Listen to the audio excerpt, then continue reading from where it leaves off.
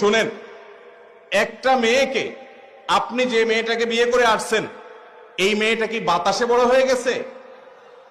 জন্মের পর থেকে তার বাপ মা তাকে তিল তিল করে শত শত হাজার হাজার টাকা তার পিছনে খরচ করে তাকে বড় করছে, ঠিক না ঠিক? তার পিছনে ঔষধ খরচ করেছে, তার পিছনে ভরণ পোষণ দিয়েছে, তাকে পড়ালেখা করিয়ে মানুষ করেছে। সে পড়ালেখা করে শিক্ষিত হয়েছে এই মহিলা, কিন্তু শিক্ষিত হওয়ার পর তার শিক্ষার আলো ছড়াবে কোথায়? আপনার বাসা, ঠিক না ঠিক? তাকে সুস্থ সবল রাখার জন্য ট্রিটমেন্ট করেছে, চিকিৎসা দিয়েছে, ভরণ পোষণ দিয়ে বড় করেছে। তার এই পুরো জীবন থেকে উপকার ভোগ করবে কে? আপনি, স্বামী এবং স্বামীর বাপ মা, স্বামীর পরিবার, ঠিক না ঠিক?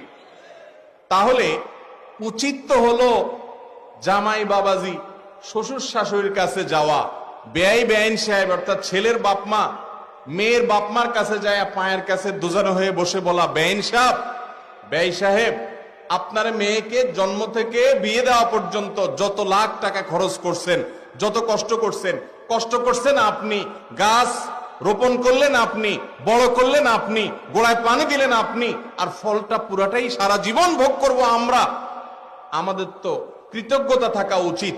আমরা আপনার এই মেয়েকে বড় করতে যত পয়সা করি খরচ হচ্ছে সবগুলো আপনাকে দিতে চাই। তাদের কাছে, মেয়ের বাপমার কাছে যায় দোজানো হয়ে এরকম করে নিবেদন করা উচিত। সেই জায়গায় উল্টে আবার তার কাছ থেকে যৌতুক আশা করেন, আল্লাহর জমিনে আপনার চাইতে বড় ছোট লোক আর কে হতে পারে?